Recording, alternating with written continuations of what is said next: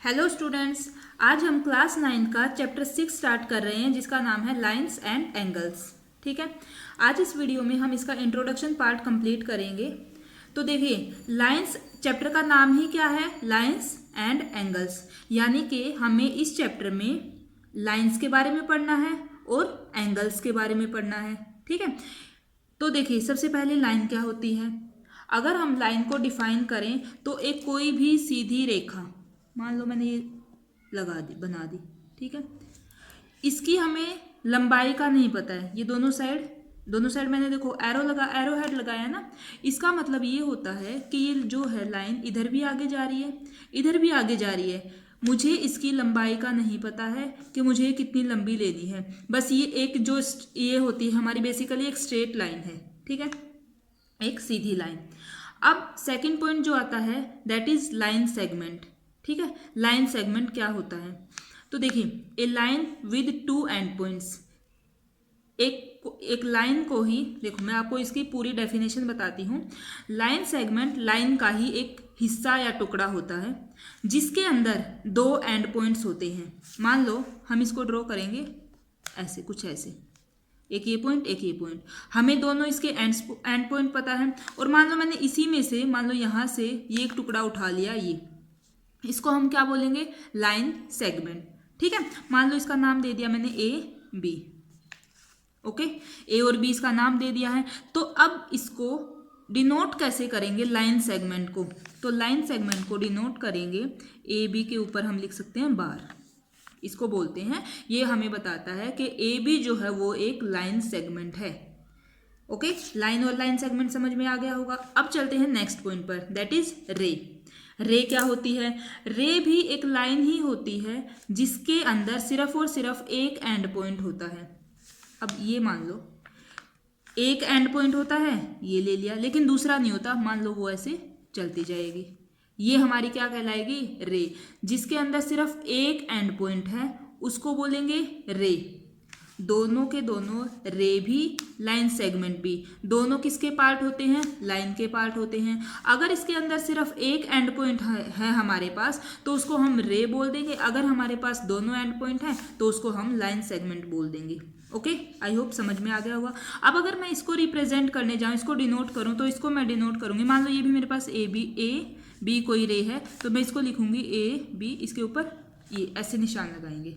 तो ये हमारी रे का रिप्रेजेंटेशन है और ये हमारा लाइन सेगमेंट का रिप्रेजेंटेशन है। ठीक है, आपको समझ में आ गया होगा। अब देखो रे का हम यूज कहाँ करते हैं।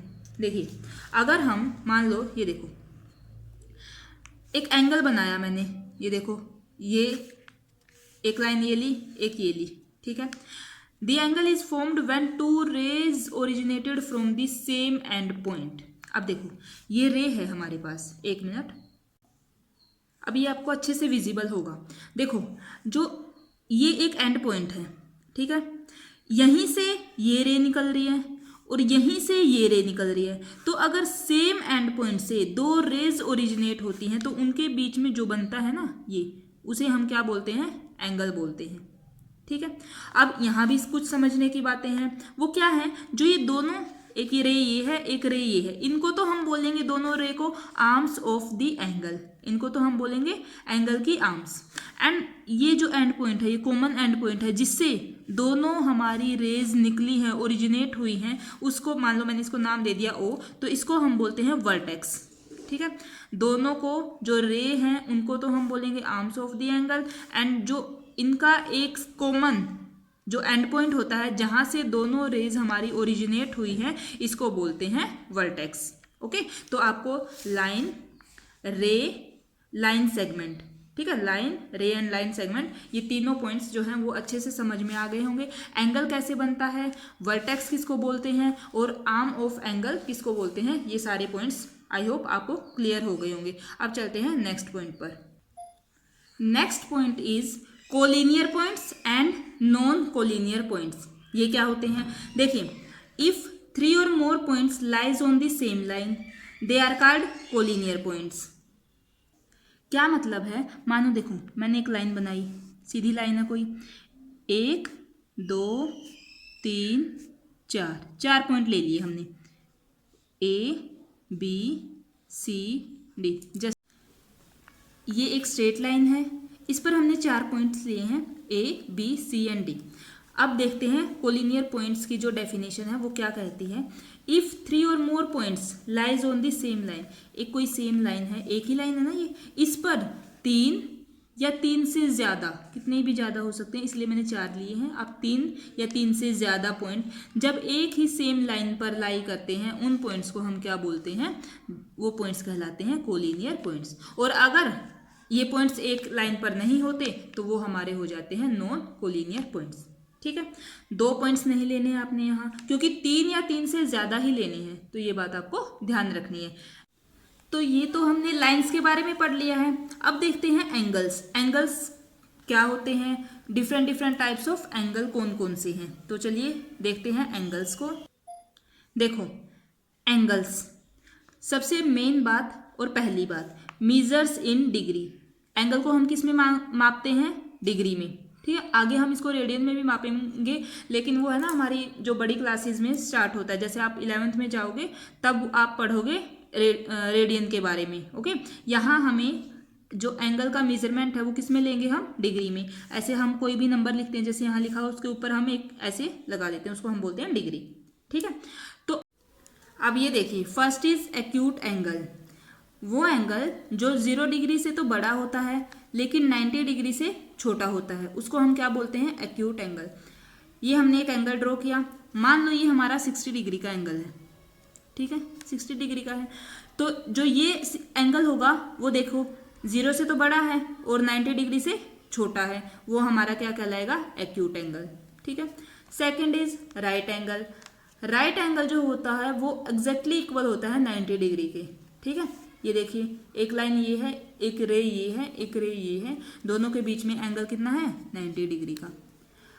दोनों जो ये लाइंस हैं एक दूसरे के ऊपर परपेंडिकुलर हैं, तो हम ये बोल सकते हैं 2 लाइंस जो एक दूसरे के साथ परपेंडिकुलर होती हैं वो कौन सा एंगल बनाती है, 90 डिग्री का। ठीक है, next is obtuse angle. Okay, वो एंगल जो 90 डिग्री से तो क्या होगा, बड़ा होगा, लेकिन 180 डिग्री से छोटा होगा, उसको हम क्या बोलेंगे, ऑब्ट्यूज एंगल। जैसे ये एंगल हमने एंगल बनाया है, ठीक है, ये मान लो 120 डिग्री का है हमारा, तो ये इसको देखो आप 90 से बड़ा है और 180 से छोटा है, तो ये क्या कहलाएगा, obtuse angle. Next is straight angle. Straight angle हम किसको बोलते हैं, वो एंगल जो एग्जैक्टली इक्वल होगा 180 डिग्री के। एक कोई सीधी लाइन है, मान लो ये हमारा वर्टेक्स था, एक लाइन, एक रे ऐसे ड्रॉ की हमने, एक रे ऐसे, जो ये एंगल बना ये पूरा बनेगा 180 डिग्री का, इसको हम बोलेंगे स्ट्रेट एंगल। ठीक है, तो ये 4 टाइप हो गए हैं। अब नेक्स्ट देखते हैं, नेक्स्ट इज रिफ्लेक्स एंगल। ऐसा एंगल जो 180 डिग्री से बड़ा होता है एंड 360 डिग्री से छोटा होता है, वो कौन सा एंगल कहलाता है, रिफ्लेक्स एंगल। अब आप इस एंगल को देखो, ये हमने ड्रॉ किया, जब मैं इसको यहाँ तक लेके जाती हूँ तो ये कितना हो गया, यहाँ तक, इस लाइन तक देखो आप 180 डिग्री, तो ये 180 से बड़ा है ना, लेकिन 360 कब होता है, जब ये पूरा राउंड कंप्लीट हो जाता है यहाँ तक, तब होता है 360। तो ये एंगल जो है हमारा, जो हमने ये बनाया है यहाँ तक, ये एंगल वो हमारा 180 से तो बड़ा है लेकिन 360 डिग्री से छोटा है, तो ये एंगल कौन सा कहलाएगा, रिफ्लेक्स एंगल।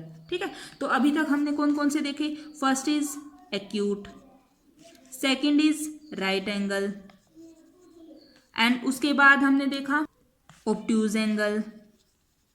ठीक है, उसके बाद हमने देखा straight line angle, straight line angle, उसके बाद हमने अभी क्या पढ़ा, रिफ्लेक्स एंगल। ठीक है, इन सब में एक्यूट में तो हमारा एंगल होना चाहिए 0, कोई भी हमारा मान लो एक्स एंगल है और वो 0 से बड़ा 90 से छोटा। राइट एंगल में angle exactly equal to 90 degree. Obtuse angle में 90 से तो बड़ा लेकिन 180 से छोटा। स्ट्रेट लाइन में angle exactly equal to 180 degree. And reflex angle में क्या होगा, 180 से तो हमारा बड़ा होगा एंड 360 डिग्री से छोटा होगा। ये वो बातें हैं जो अभी तक हमने एंगल्स के बारे में पढ़ ली हैं, यानी कि इतने टाइप के एंगल हम देख चुके हैं। Next is complementary angles and supplementary angles. ठीक है, दोनों में देखो दो एंगल्स होंगे whose sum is 90 degree, then they are called complementary angles. If the sum of two angles is equal to 180 degree, then they are called supplementary angles. ठीक है, देखो मैंने लिखा एंगल 1 प्लस एंगल 2, अगर दोनों एंगल का sum equal है 90 degree के तो वो हमारे कौन से कहलाएंगे, complementary angles. Angle 1 angle 2 equal है अगर दोनों का सम प्लस, ठीक है, वो इक्वल है 180 डिग्री के, तब वो हमारा क्या कहलाएंगे, सप्लीमेंट्री एंगल्स। ठीक है, यहाँ दो एंगल है ना, मतलब हमारे पास जोड़े में मिलेंगे। जब भी हम देखेंगे कॉम्प्लीमेंट्री एंगल को या सप्लीमेंट्री एंगल को, वो हमने पढ़ने हैं पेयर्स में। अब देखो यहाँ हमने दो एंगल ड्रॉ किए, ये मेरे पास है कॉम्प्लीमेंट्री एंगल का एग्जांपल। मान लो ये तो मेरे पास था 30 डिग्री का एंगल और ये है मेरे पास 60 डिग्री का। आप देखो 30 डिग्री प्लस 60 डिग्री दोनों का सम क्या है, 90 डिग्री। तो इन दोनों एंगल्स के पेयर को मैं क्या बोलूँगी, कॉम्प्लीमेंट्री एंगल्स। ऐसे ही यहाँ मान लो ये मेरे पास 60 डिग्री है एंड ये मेरे पास एग्जाम्पल है 120 डिग्री का, दोनों को ऐड करेंगे कितना आएगा, 180 डिग्री। तो जो ये एंगल इन एंगल्स का पेयर है, ये मेरा एग्जाम्पल हो जाएगा सप्लीमेंट्री एंगल्स का। ठीक है, मुझे लगता है आपको अच्छे से समझ में आ रहा होगा। फिर भी अगर कोई डाउट है तो प्लीज़ नीचे आप एक कमेंट कर सकते हैं। अब हम बात करते हैं एडजेसेंट एंगल्स की। ठीक है, पहले डेफिनेशन के अकॉर्डिंग बता देती हूँ। देखिए जो हमारे एडजेसेंट एंगल्स होते हैं, they have a common vertex. उनके अंदर वर्टेक्स जो है वो कॉमन होना चाहिए, एक कॉमन वर्टेक्स होना चाहिए, एक कॉमन आर्म। एंगल्स के बीच में एक कॉमन आर्म होनी चाहिए। There non common arms are on different sides of the common arm. जो उनकी नॉन कॉमन आर्म होती है वो कॉमन आर्म्स के एक इस साइड और एक दूसरी साइड, यानी कि डिफरेंट डिफरेंट साइड्स पर होनी चाहिए। नहीं समझ में आया, कोई बात नहीं, छोड़ो। देखो सीधी सी बात ये है, जो हमारे आस पड़ोस के हैं ना एंगल्स, यानी कि अगल बगल वाले एंगल्स, आजू बाजू वाले एंगल, कुछ भी बोल लो अपनी लैंग्वेज में, उन्हीं को हम एडजेसेंट एंगल्स बोलते हैं। कैसे, देखो एक एंगल तो ये है मेरे पास एंगल 1 और एक मेरे पास ये है 2। यहाँ देखो दोनों एक दूसरे के आजू बाजू में है ना, ठीक है, 1 और 2 दोनों। अब इसको देखते हैं, ये क्या था। आप इसको फिगर के हेल्प से देखोगे तो आपको डेफिनेशन जो है याद करने की ज़रूरत नहीं है, आपको समझ में ही आ जाएगी। ठीक है, तो देखो कॉमन वर्टेक्स, क्या ये कॉमन वर्टेक्स है, दोनों एंगल का वर्टेक्स यही तो है ना common vertex.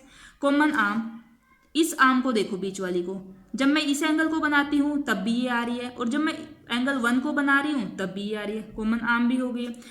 They are non common arms on the different sides of the common arm. पहले देखते हैं नॉन कॉमन आर्म कौन सी थी, एक ये और एक ये वाली, ये है ना नॉन कॉमन आर्म। ये कॉमन आर्म के डिफरेंट साइड पे हैं। देखो ये हमारी कॉमन आर्म है, एक इधर है और एक दूसरी साइड में है, समझ गए। तो ऐसे एंगल्स को हम क्या बोलेंगे, एडजेसेंट एंगल्स। ठीक है, अब आपको ये सारी बातें जो है समझ में आ गई होंगी। अगर हम बहुत ही सिंपल सरल भाषा में बोले तो जो हमारे अगल बगल वाले एंगल्स होते हैं, आजू बाजू वाले, उनको ही हम क्या बोलते हैं, एडजेसेंट एंगल्स। ठीक है, समझ में आ गया है तो अपनी लैंग्वेज में आप इसको इजीली लिख सकते हैं। Next is linear pair of angles.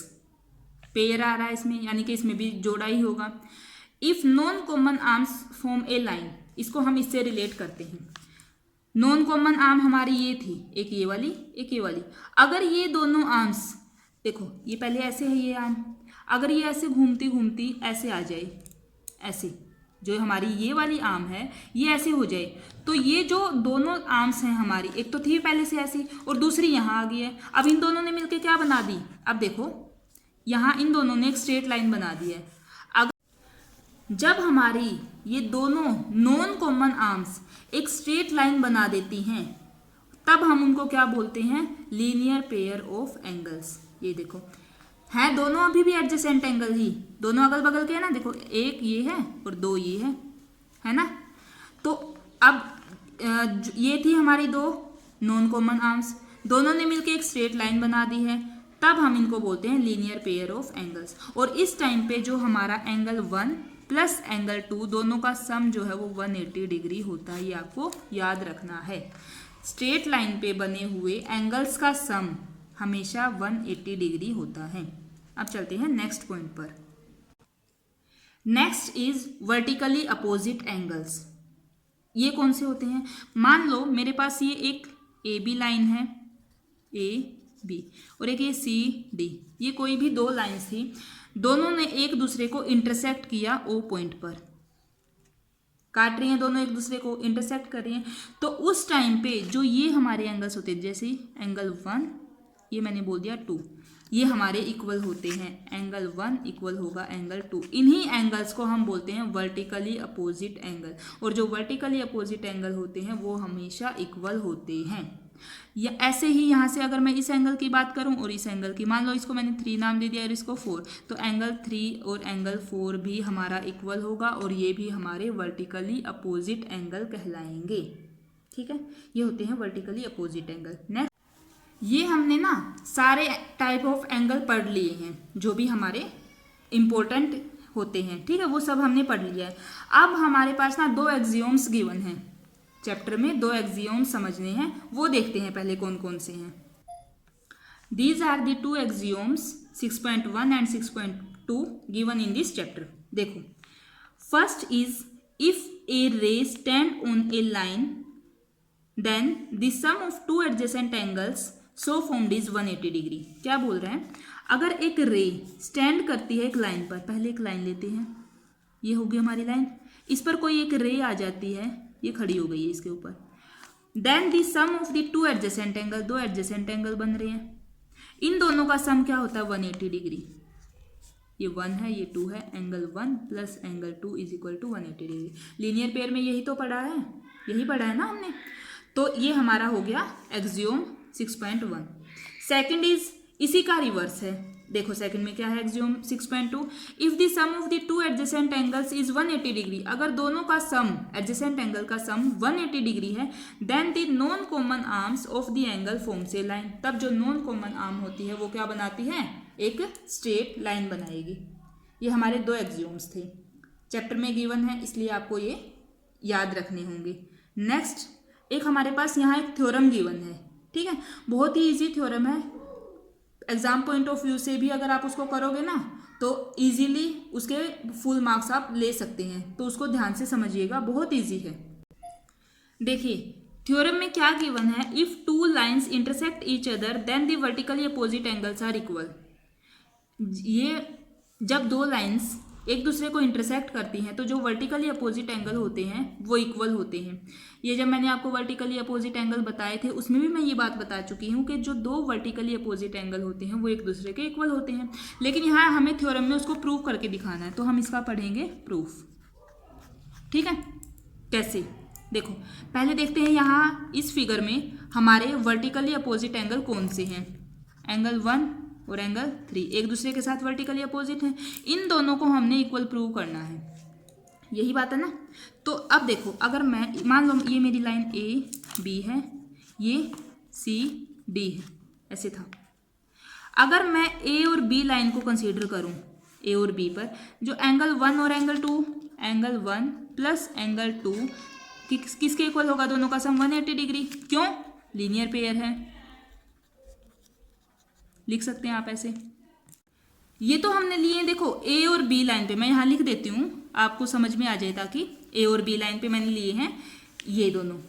अगर मैं अभी सी और डी लाइन ले लूँ, देखो सी और डी लूँ अगर मैं, तो सी और डी पे भी देखो angle 2 plus angle 3, angle 2 plus angle 3, उन दोनों का सम भी कितना होगा? 180 डिग्री। ये भी तो लीनियर पेयर बना रहे हैं।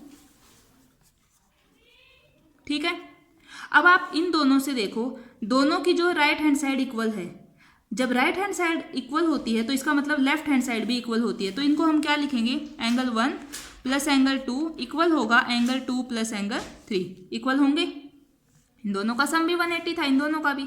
अब ये देखो, ये एंगल 1 प्लस एंगल 2, ये 2 इधर प्लस का है, अगर मैं इसको इधर लेके आऊँ, या फिर हम यहाँ से ये बोल देते हैं 2 इधर भी है इधर भी है, तो ये कैंसिल हो जाते हैं डायरेक्ट। ठीक है, तो हमारे पास क्या बच गया? Angle 1 equal to angle 3। यही तो हमें प्रूव करना था। तो यहाँ से ये बहुत ही जो है सिंपल थ्योरम थी हमारी। ठीक है। एक टाइप से आप ये समझ लो, अगर एग्जाम में आ जाती है तो फ्री के नंबर्स हैं हमारे पास, ठीक है। तो इसको ध्यान से समझिएगा। ये हमारी जो थ्योरम का प्रूफ कंप्लीट होता है। तो स्टूडेंट्स, हमने ना 6 चैप्टर का जो इंट्रोडक्शन पार्ट है, जो हमें चैप्टर को करने में बहुत ज़्यादा हेल्प करेगा, वो कंप्लीट कर लिया है, ठीक है। यही थी हमारी आज की वीडियो। कल हम इसकी एक्सरसाइज स्टार्ट करेंगे। तो अगर आपको मेरी वीडियोस अच्छी लग रही हैं, आपके लिए हेल्पफुल हैं, तो प्लीज़ वीडियो को लाइक करना, चैनल को सब्सक्राइब करना और अपने फ्रेंड्स के साथ शेयर करना। Thank you.